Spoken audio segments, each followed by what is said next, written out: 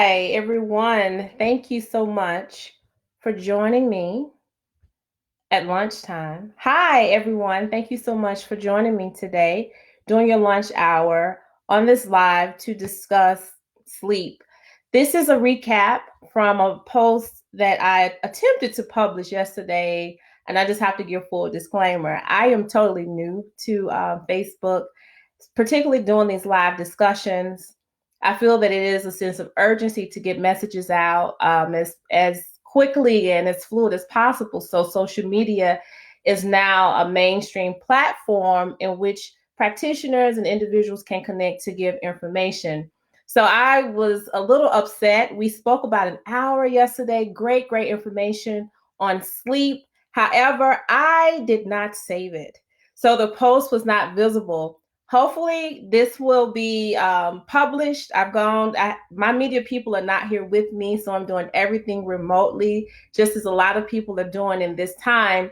So I'm trying to learn. It's a huge learning curve for me, but just as any challenge, be it health, mental health, technology, finances, whatever it is that you're faced with, one, I want to give you this nugget of never giving up, because I surely could have given up because I failed to publish the last video. But however, I wanted to proceed and continue to persevere because I know that people are struggling with a lot of things. And sleep is so vital that unfortunately people view sleep as a luxury rather than a necessity. So I felt it very fitting for me to come back today on this platform at noon and to capture and just talk about a little bit about what we touched upon yesterday.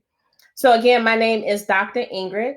Thank you so much for joining me. I am a board certified psychiatrist.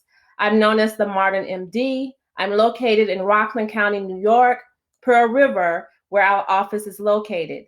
At this time, due to the pause that we are on here in the state of New York, our office doors are not open. However, we are still available to you through telehealth and telepsychiatry visits. So you can definitely on this page, email us, hit the contact button, and give your questions if you want follow up. If you feel that you need to have more information than I am able to provide to you in just a short period of time, then please contact me by all means. I am here to help.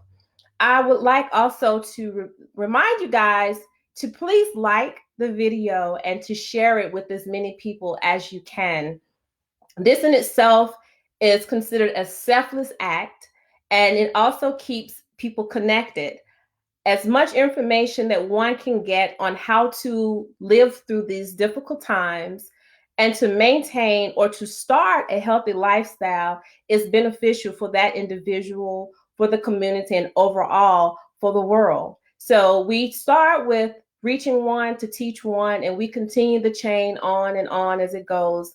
Just as I'm learning, I want you guys to learn, and what I learned, I will share. So with that being said, let's just jump right in and talk about sleep. So I want to know, did you get a good night's sleep last night? Were you having troubles? Were you thinking about what you had to do today? Were you uncomfortable tossing and turning due to pain? Were things troubling your mind in which you were just not able to achieve sleep? Or maybe you were that person who you just got home this morning from work. So your sleep is different. Your cycle is a little different from most people, and you don't sleep at night because you're working. But the question is, how many hours a day are you getting to restore the body in a restful state? So sleep is looked upon as the amount of hours that we get of sleep within a 24-hour period. So some people may say, well, I'm not sleeping at night. So then I would question and say, well, kind of walk me through your day. What does your day look like? Well, if you're telling me that you are not really active, but you're napping throughout the day for 5 and 6 hours, and then you're getting 2 hours of sleep at night. So then you're telling me basically you are achieving 7 to 8 hours of sleep within a 24-hour period. We would like to combine those hours because the more hours that we can allow the body to be restored and rejuvenated in a restful state, the better our mental and physical health will be. So what are some of the causes of insomnia and the reasons that people cannot sleep. Well, some scientific communities look at insomnia, which is another term for inability to sleep, as a primary medical condition. They believe that it is due to some type of medical condition, which can include what is called sleep apnea, obesity, thyroid disorder can also cause it. If you're using substances and you have an addiction and certain substances are stimulating, such as nicotine or cocaine and those aspects, or even some prescription drugs may alter the sleep pattern, it can be a secondary medical reason that you're not sleeping. And for some ladies of mature age, menopausal and hormonal changes can definitely impede your ability to have restful sleep. The second cause of, or the category in which will lead to one to have insomnia is due to emotional changes, some in which could be chronic emotional changes or acute. Just as we all have been affected over the last month and a half or 2 months with the pandemic, it has caused a lot of people to experience acute stress on top of their chronic stressors. So acute stressors could be you are faced with a different type of ailment that's in your body, say such as pain. You're not used to having pain, but you get pain and the pain intensifies at night, so then it impedes the sleep. Or you're just stressed out, and stress can come from a lot of sources. It can come from work, it can come from relationships, it can come from school, it can come from the lack of finances or resources, particularly during these times. So those reasons can definitely impact directly your inability to sleep. We're going to look at also the aspect of aging. Developmentally, if we look at babies, they sleep. We all say, oh my God, I slept like a baby. Well, literally, babies sleep very soundly, and they do so for a longer duration of time. Some infants, when they're first born, they're sleeping like 20 hours out of the 24-hour period. But as we age and we go through life, our need for sleep, particularly of the aging population, just physiologically, the body does not need that same hours of sleep in which you did when you were an infant. So you will see those physiological changes as you get older, and you'll see that I am not sleeping as long as I have been sleeping, or I'm waking up early, around 5 o'clock or 4 o'clock, and I'm not tired. I feel rested. As you age, you will have a decreased need for a certain amount of sleep that one would need at a younger age. For my school age kids, if anyone is listening, and you are middle school, which I probably doubt any middle schoolers are listening to me, with the exception probably my son. But if you stumble across this video and it's caught your attention that you're not sleeping, I want to let you know that as a middle schooler, say a child from the age of 8 to up to 14 and 15, getting 6-7 hours of sleep is not adequate. You should definitely, when you have a young child or an adolescent, they actually need about 10 hours of sleep. And I know with going to school and having extracurricular activities where the schedule lasts and you guys are just getting home until 9 o'clock at night, that it does impede, because most schools, when they were in, kids would have to be there at 7 a.m. And that's quite early. So with those exceptions, we would have to look at reorganization of scheduling so that the kids, at least on the weekends and the times that they can, have it in place where the environment is suitable and it is promoting them to achieve the amount of sleep that they need. So not just for kids, but for adults too. So we're going to go into what we can do to have better sleep in a little bit. But I want to just kind of go ahead and talk to you about that there are different types of insomnia, or different types of that is displayed of people that can't sleep. So we have acute, which is like a new onset. You're like, I've been sleeping and I just have a change. Like I can't sleep anymore. I just don't know what's wrong. Help me. I've been the person that I've slept, like a brick for years, but now I'm not sleeping as much. It could also be a chronic. Some people who say, hey, I've never slept. This is just kind of me. This is my life. I've just slept, 4 or 5 hours and I'm good.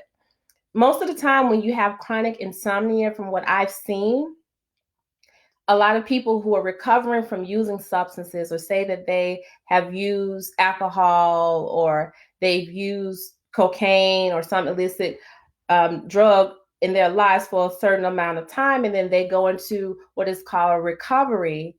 Even though you have stopped using that substance, the body still is in the mode of depending on something to keep it to operating. So you may be one of those people to experience the inability to sleep based on your long-term use of drugs and alcohol. Also, if you've been the person that's worked the overnight shift for years, say for 20 years, you're just like, look, I've worked overnight and I am used to just getting a couple of hours of sleep because I have to go right back into the job. That is called a work shift sleep disorder. And a lot of people experience that. Is it normal? It is not. But if you're working at night and you're not able to sleep, then we would have to reframe and again try to reorganize your life so that you're able to get the sleep that you need so that you can go back into the workplace at whatever hour that is, and then you're able to function. So in regards to sleep, there may be times where you just are not going to get the number of hours consistently every single night, and that's okay. But when it becomes a problem where you're not able to function and you can't go through your day-to-day activities the next day, or you find yourself being more irritable or snappy, then we got a problem. And then you need to seek help to talk to your medical provider or mental health professional about your inability to sleep. Again, my name is Dr. Ingrid Montgomery, the Modern MD. Here on this platform, what I am providing is education.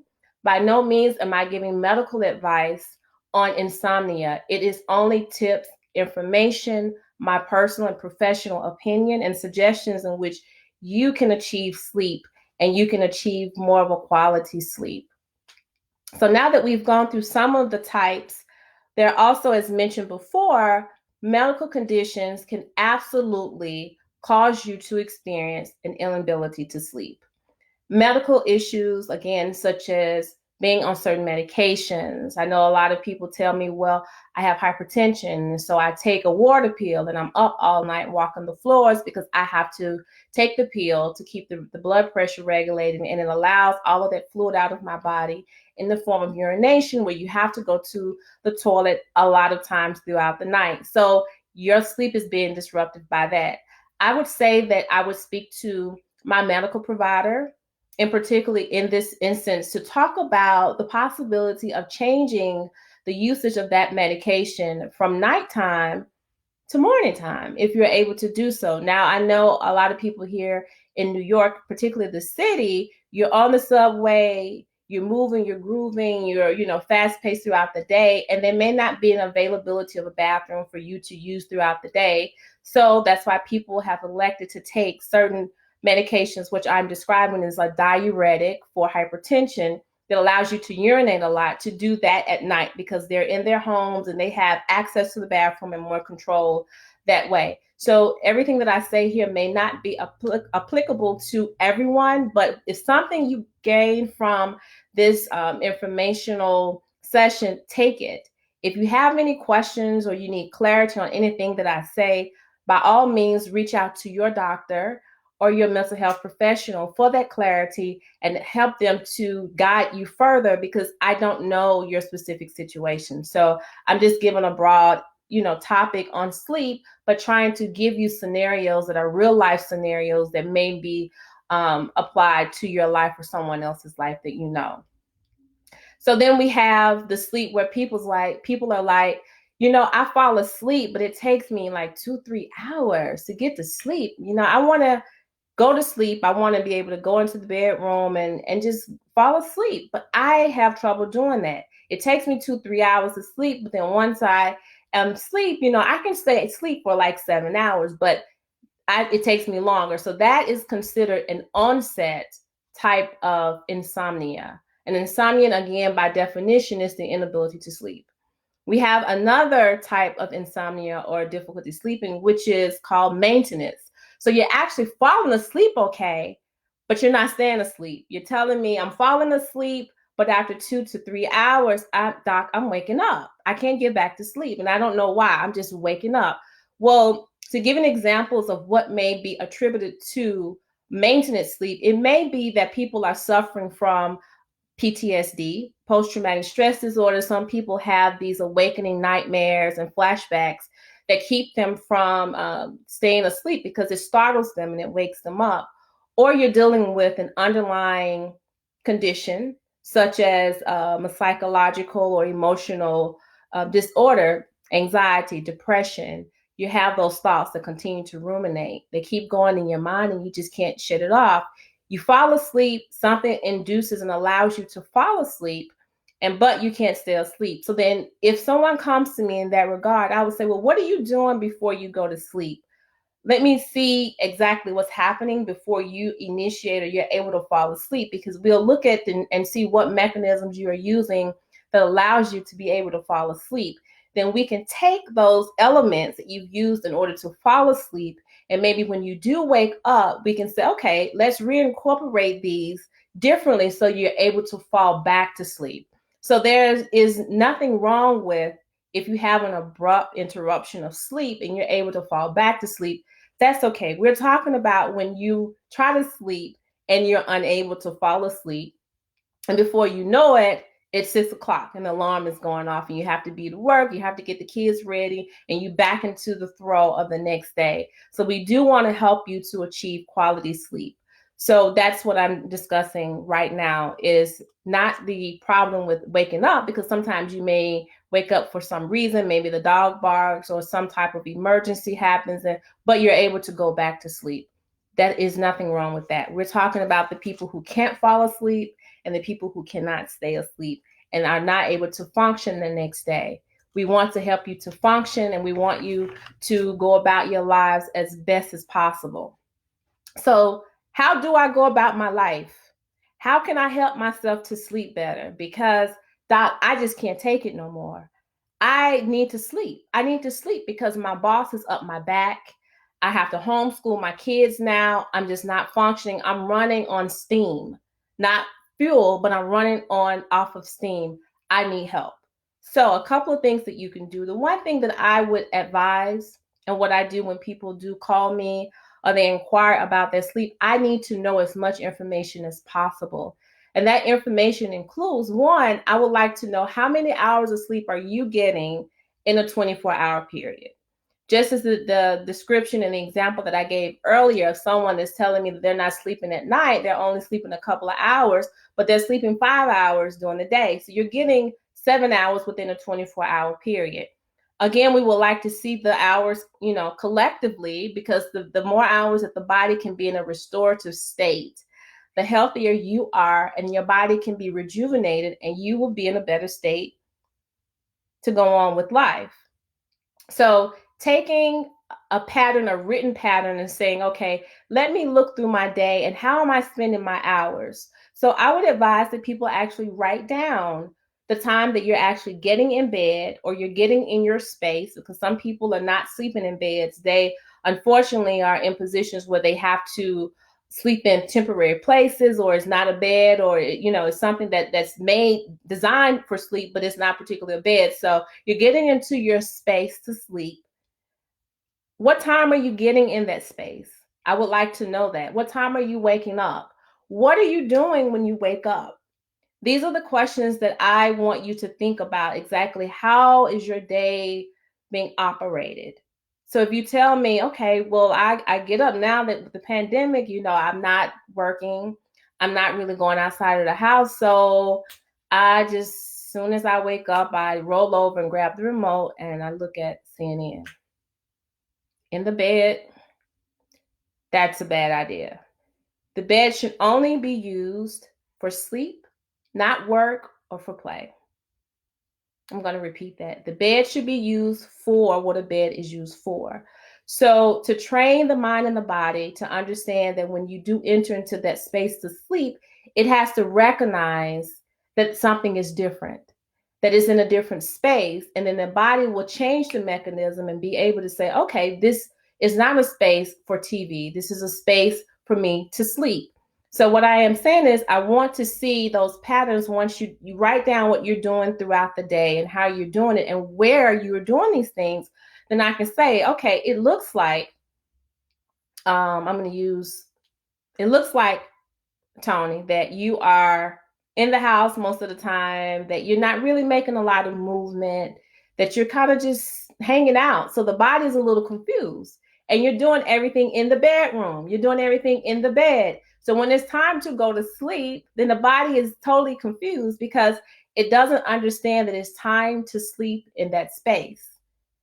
It needs to understand and it needs to know that, that the circadian wake cycle. So we have sunrise where we're doing most of our day-to-day activities, and as the sun sets, that's when our body needs to go into a restorative, rejuvenated, less stimuli environment in which you can sleep until it's time to wake up.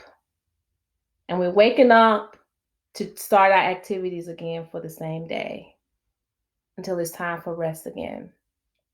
So if your body cannot receive that signal, because there's a certain signal in the brain and a neurotransmitter in the brain that says sleep, and then it says wake up.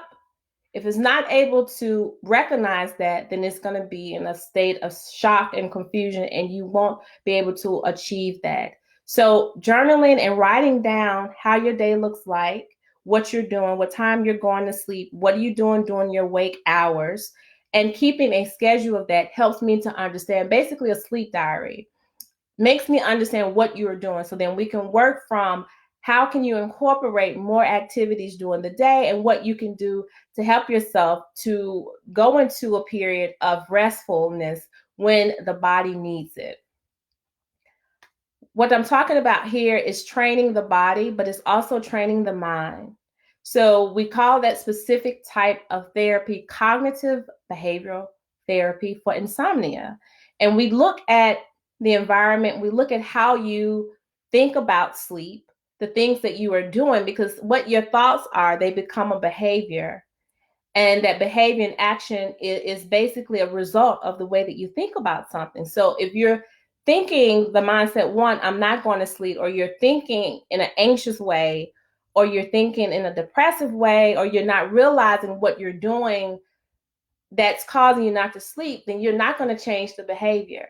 So we would talk about, one, how does that look in your life? What are you doing that is disrupting your sleep, and what can you do to make it better? Studies have shown that cognitive behavior therapy is actually more effective than medications. I have people that call me and they talk to me and they're like, look, I'm taking melatonin, I'm trying to grab Unisum, I take Benadryl, and I've been on Xanax or Klonopin for years and it's just not working. Also, hey, I take a shot every night. That makes me sleep. Well, guess what? That shot is not getting you to a restful state, a restorative state of sleep. Neither are those medications, because everything that you take as far as an external mechanism or medication to help something in your body, realize that everything has side effects. Now, in some cases, people do need medication for different medical reasons, different emotional or psychiatric reasons. So by all means, I am not, discouraging those who have been advised by a medical professional to take medication. I am discussing what is beyond your control, to go over the counter or go into CVS or Walgreens, and you're picking up these sleep aids and you're trying to self-treat and self-diagnose yourself. I am really discouraging you against that. What I am explaining here are mechanisms that you can do to help yourself. If it becomes that you are still not able to achieve the sleep by means of what we will discuss, just really briefly, because again, I'm just giving an overview, then you definitely need to follow up with your medical doctor or mental health specialist. Again, you have our email. You can contact us here on the page. We are available. We're doing telepsych and we're doing telehealth appointments. But if you just have questions, we are here to help and try to uplift the community and reach out to people and to help. And I know that the inability of sleep, I've seen it time and time again, it is unbearable for some people, and it wreaks havoc in so many ways. When you're not able to sleep, you cannot function. Sleep is just as essential as taking in a meal. It is essential. It is very, very essential. So I'm going to go back and talk about some of the things that you can eat or some of the foods that you should avoid that will help you to achieve better sleep. One fruit that I personally love, and research is out there on it, is kiwi. It has been shown that the fruit kiwi, that it's full of antioxidants and serotonin that allows one to have more sleep. If you've never seen a kiwi, the inside of a kiwi kind of looks like this top that I have on. It has a very nice green, but the outside of it it's kind of hairy and it's brown, like maybe the color of my hand. And if you take 2 or 3 of those, it has like a tart, tangy, but sweet taste. It is shown that if a person consumes 2 to 3 kiwis a day, you will have better sleep. What I am saying here, I'm not prescribing you any type of medications or foods because you may be allergic to kiwi. I'm not sure, but I'm just giving you suggestions.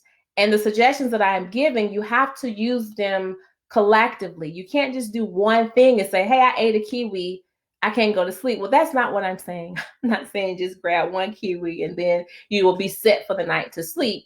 But I'm going to just go through a couple of other things that can be very useful for everyone, for myself, that I've used also. So we're going to talk about what should you avoid. Avoiding alcohol, particularly late at night, because people really believe that alcohol helps them to sleep better. Well, alcohol does what it does, and it's a sedative. It is to sedate, it is to bring down, it is to calm down, and it can, in certain amounts, cause one to fall asleep. But there's a different stages of sleep. And so we want to get to that deep sleep, that delta restorative sleep.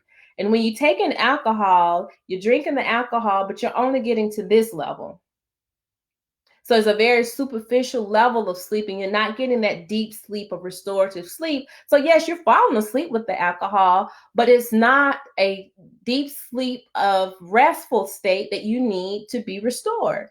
It just isn't. So I would say to avoid as much alcohol intake as you can, particularly late at night. Eating heavy foods. I'm going to tell you personally, I take my last meal in approximately around 7 p.m. every evening. And that meal is not a heavy meal. I would eat my heaviest meal during the midday. Like after I finish this live, I will probably have, more of a fuller meal. Late at night, when you have the heavy foods, it actually causes the digestive system to really, really, really, really work hard. And it could cause constipation. It could cause you to have heartburn. You can have GERD. You can just be so uncomfortable that you're tossing and turning.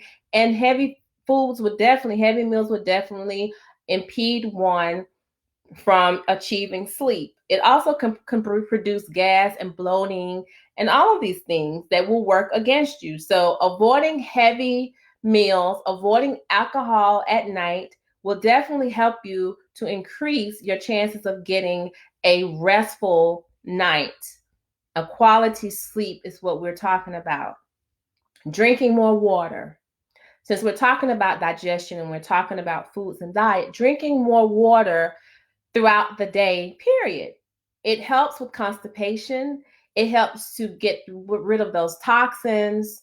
You may say, well, doc, if I drink so much water, I'm going to have to go to the bathroom, and I don't want to have to be up all night. Well, if drinking an essential amount of water is causing you to go to the restroom more frequently, then that means that maybe some underlying medical issue. You may have overflow incontinence, something going on with your bladder that you may want to look and talk to the doctor about.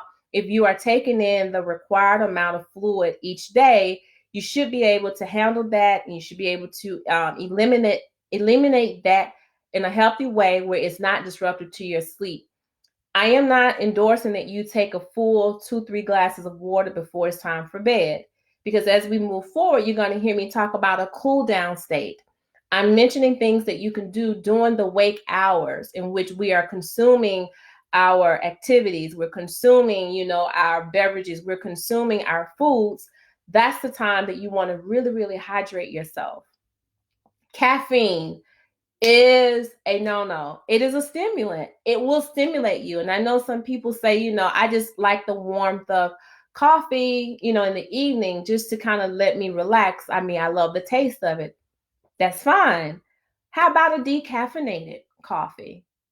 How about a decaffeinated tea? In the evening time, let's break out our teas. And people say, oh, green tea is healthy. Green tea has antioxidants and it is helpful, but it also has caffeine. So I would say to stay away from green teas late in the evening or whenever you're trying to sleep, because some people work at night, so they're trying to sleep during the day. I would say stay away from green teas and caffeinated beverages prior to you going to sleep, at least 3 to 4 hours prior to whatever that time that you've set in your schedule to sleep. Again, we're talking about staying to an eating schedule, meaning that after a certain time, you're going to stop eating. Now, I know life is not perfect, so you may have to do things late at night where, you're scrambling and you're like, I've been going all day and I need to just get something in my mouth. Well, let's not go to McDonald's and get a Big Mac and fries and a large drink, or go and just to White Castle and go wherever we're going. I want you to plan your meals and understand that, I have something at home. It could be a small salad. It could be a soup. Soups are great. I love soups. They're very easy to digest, particularly if you get like a cream of squash or something that's not like with a lot of meat or chunks in it. A creamy soup or any type of soup, it will fill you and you have your nutrients. And that's something that is a small, light meal that you definitely can consume if you are running close to time and you're wanting to make bed for 11 p.m. and you're still out going maybe with the kids or work or whatever your activities are, and you see that it's 8 o'clock or 9 p.m. Grab a soup or grab a small salad and let that be it for today. We're looking at having most of our heavier meals during the earlier part of the day, because at that time, I'm also telling you that you should be moving around, you should be exercising, you should be exciting the body so that the body has something to look forward to and want to rest. So exciting the mind. So we will do cognitive enriched activities, which is the reading, learning something, learning a new language, looking at, educational things, looking less at the news, reading. There's a lot of information, even if it's just on the pandemic, you have access to CNN online, read those articles, do less of the stimulating things when it's time to go to bed. But I want you to stay there cognitively in tune, physically in tune during the day. Be mindful of how you're spending your hours and what you are doing. We talked about caffeine. We've talked about alcohol. So now let's touch upon some other things. Vaping, using these Juuls. And I know a lot of my teenagers or young adults, they use these pods, these Juuls at night. They're in their room. They're sneaking them in. They're about this big. And they're not sleeping because the Juul is full of a stimulant, nicotine, tobacco. Some of them may have THC, or you think that it's marijuana, but it indeed is something else. Who knows? So definitely to stay away from tobacco, caffeine, vaping. I'm going to even say people feel I have to, smoke weed to fall asleep. Well, let's take a look at that, because there are other aspects of the reasons why you're not asleep where you don't necessarily have to fully depend on medication or an external factor to be induced into your body to allow you to have restful sleep.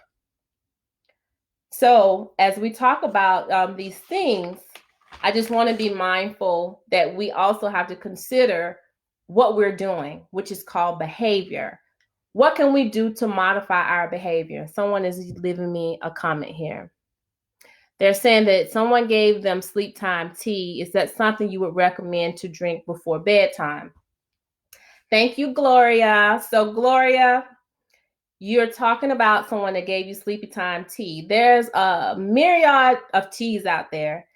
And again, this platform is not for medical advice, but what I would advise you to do is to look at the ingredients on that tea and see what the ingredients state, because they have different properties, and different properties of elements will cause the body and the mind to react. I don't know how useful it is. I can tell you from my own standpoint, I don't use sleepy time tea. What I will do, I love tea. So I drink more tea than I do coffee. I don't do coffee. I don't do caffeinated beverages at all. And I drink a lot of water. Lavender and chamomile tea, herbal teas. I don't know about the sleepy time tea, but herbal teas, herbs which are considered natural, such as chamomile. You can get the loose teas, or you can get it in the bag, are helping and they are safe. Again, I don't know what are in these different sleepy time teas. Look at the back of the box, read the ingredients, and what you could do is you can email me or let me know what the ingredients are, and we can go through them and we can talk about what properties each of the ingredients are, and if it is really useful for you based on what your medical conditions may be, if you have any. And so I would advise also that you do follow up with your doctor if you're having difficulty sleeping, and speak to your doctor about, I just cannot sleep, doc. Again, this is a platform and this is used for you to have information and to utilize this information to empower you to go into your doctor's office with your questions. So with that being said, I want to let you guys know that grab a book as you join me throughout the month of May. This is just a regular little cheap composition book. Write down your questions so that when you come, you have them written down. Whenever you have your doctor's visits, write down things that may be of concern to you. Because when you're going to the doctor's office, they're trying to get you in. Sometimes the wait is longer than the time that you're actually spending with the doctor. So I would advise that you have your questions ready.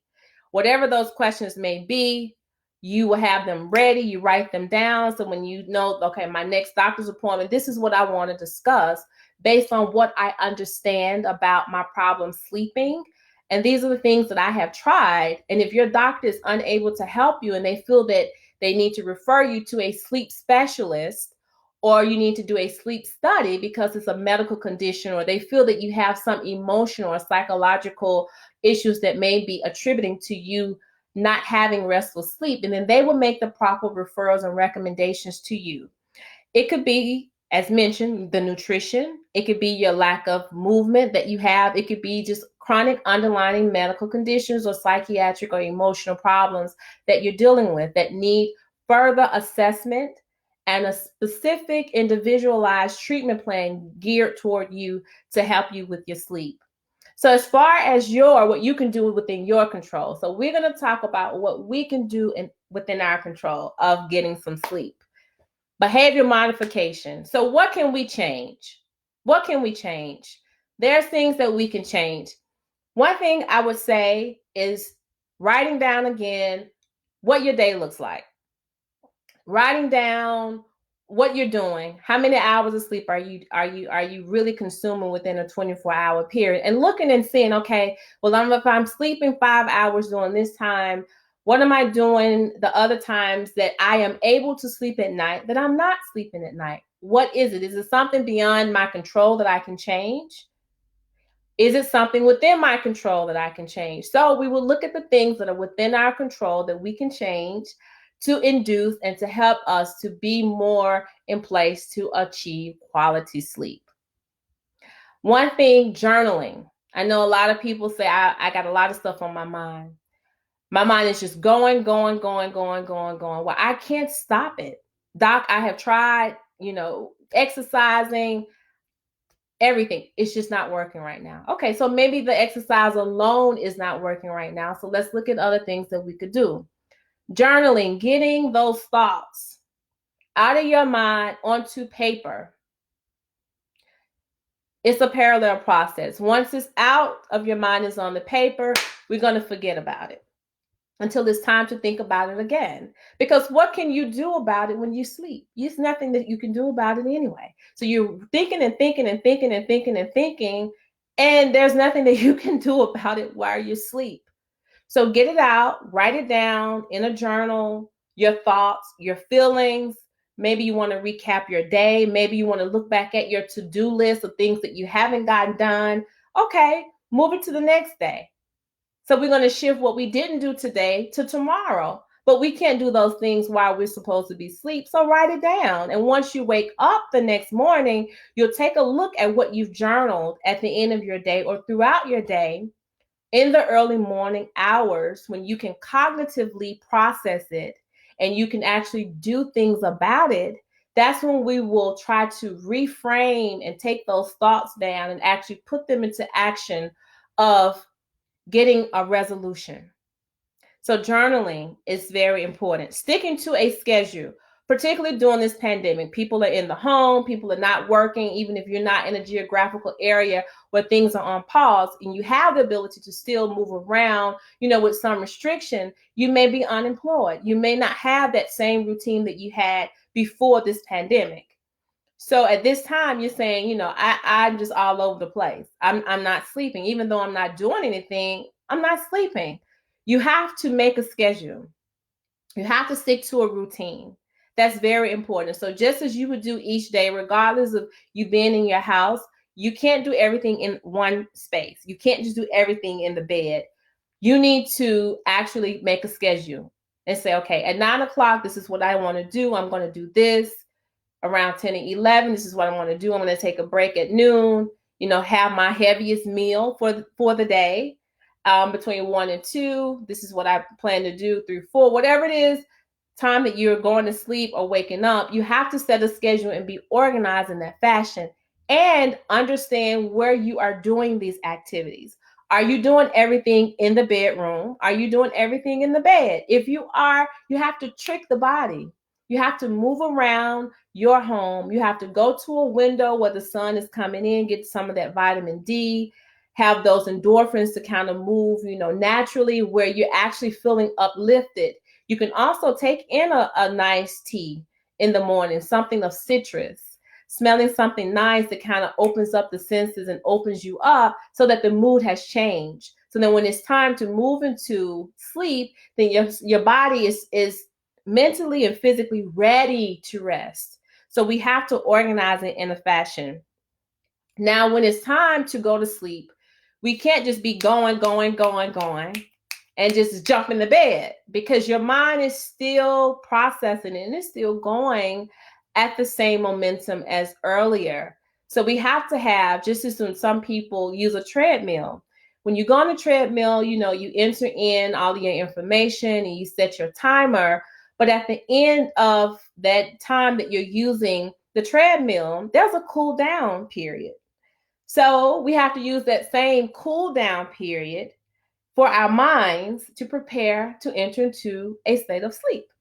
So that means cool down period could be you come in the house, you're just being around less stimuli, you're creating a safe space mentally, you're creating a safe space physically, whatever that may mean. But if you're coming home and other people are in the home, then you would want to try to organize yourself, even if it's in a bedroom or it's in another room or a man cave or a lady cave or even the bathroom, to just kind of wind down and to expel those thoughts of the day and give yourself affirmations and say, I made it through the day.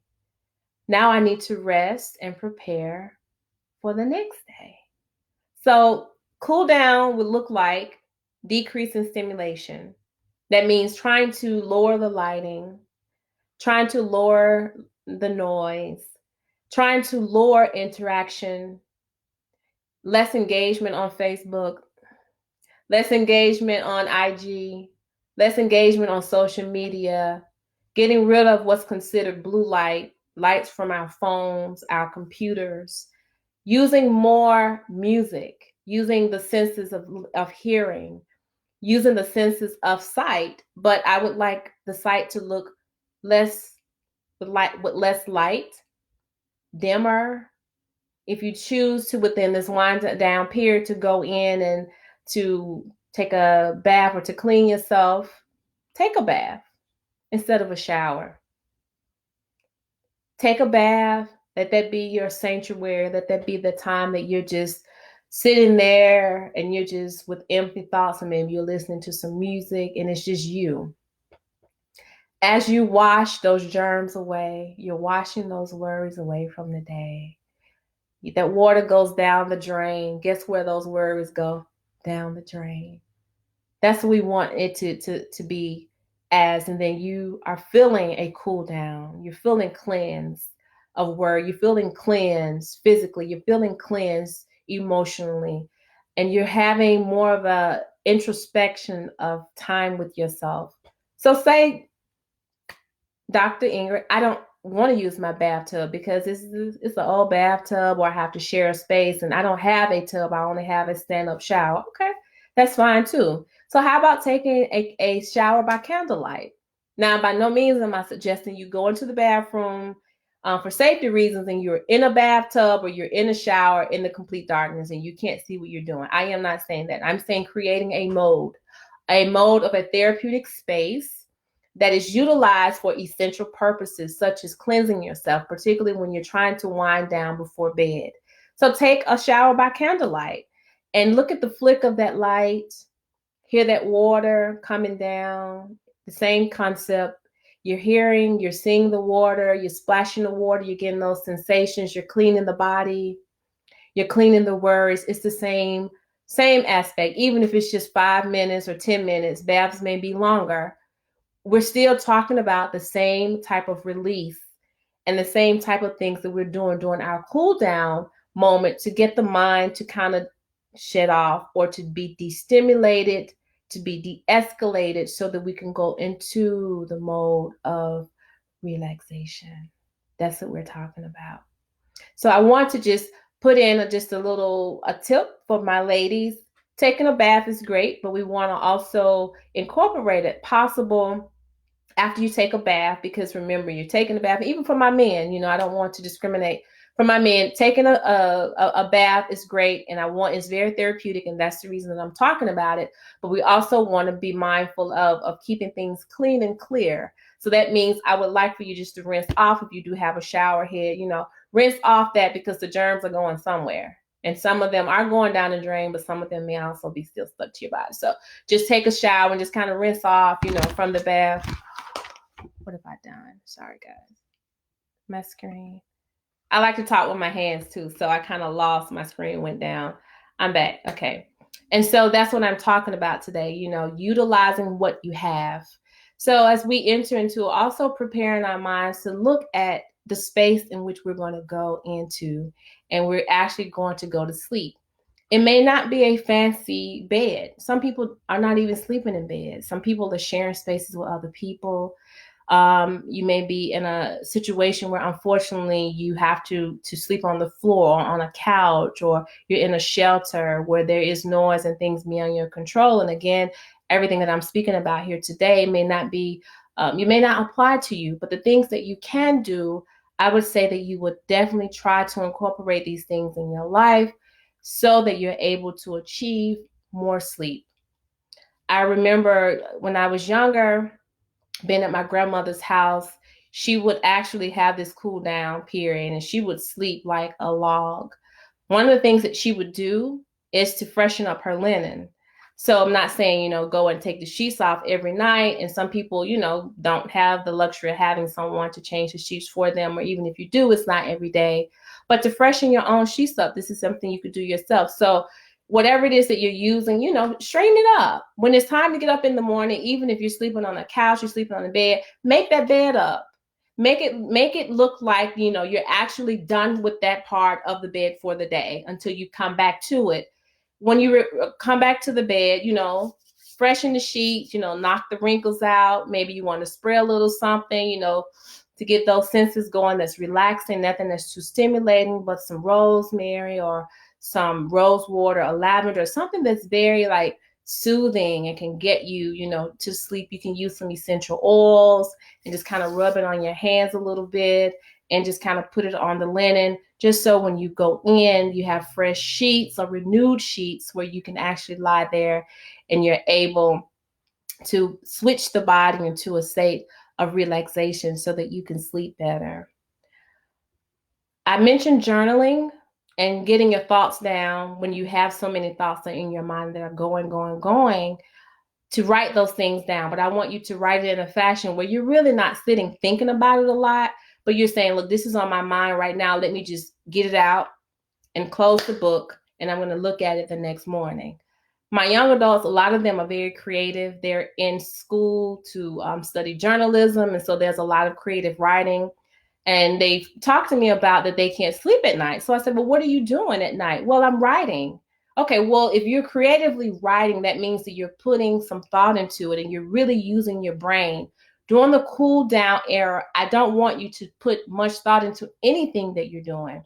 I want it to be just that you're going through the flow, you're allowing the body to just kind of ease down operationally, you're allowing your brain and you're to just close in and just to get into that state. So I would say for those individuals who like to write in a very cognitively challenging way, to do more of your writing at night and more of your reading, do more of your writing in the morning and more of your reading at night. So reading is another aspect that we can use. Turning the TVs off, turning YouTube off, turning your social media off, and removing your devices to another room, actually.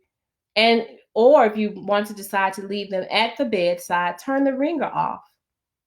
Because there's nothing that you can do while you're sleeping. Now, if you're in a situation where you need to keep the phone on, if you are a health provider that you're on call sometimes, or have family members that you're concerned with that may need to call you or reach you during the night, and they have to do it during the night, then by all means, keep your device near you. But if those things can be modified and you can let people know, after a certain time, if you could wait and not call me after 11 p.m., that would help me to sleep because I'm having issues sleep. Communication is huge.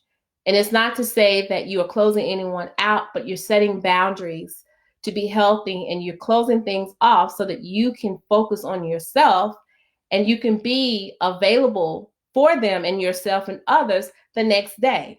Because if you're not sleeping, what's happening is you're irritable the next day. You can't think, you can't organize your thoughts, or maybe you are oversleeping and you're jumping up to the alarm clock and you're throwing anything on and you're not organizing your thoughts for the next day. So then if you're no good for yourself, you definitely can be no good for anyone else. If you can't be good for anyone else or you're not productive in your jobs, then you are losing the risk of being able to be employed or to have those certain relationships destroyed due to irritability that comes secondary from you not being able to sleep. And if all those things are lost, then we've lost purpose. And once we lose purpose, then we lose hope. And that's not the direction that we're wanting to go in. We want to go in the opposite direction and be hopeful and to be purposeful and to be there with each other and to communicate and be the best person that we can be. Amen. Okay. That's what we're talking about today. So we've talked about a lot of things here. And at the end of the day, what I want you to recognize also is the use of muscles. A lot of times when you're stressed, you have tense, you have pain, you don't know what to do. You have to get the movements going. You have to move around the house. Or you say, well, hey, I don't have anywhere to go. I can't go out. The gyms are closed. I can't meet with my local yoga group or at the studio. Well, the question is this: do you like music? I think most people will say that they accept some form of music.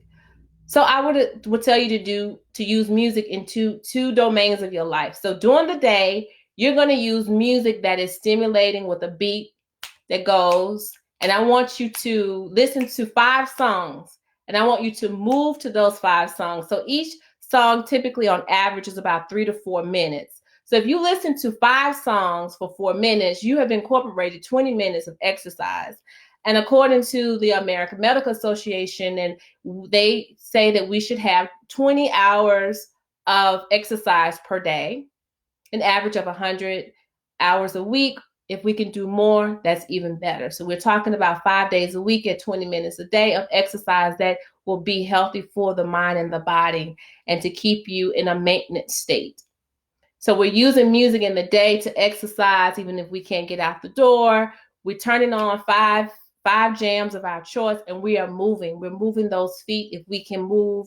We're moving the upper body. We're paying attention to the core. We're sucking that core in. We're getting it going. But now at night, I want you to utilize music as well.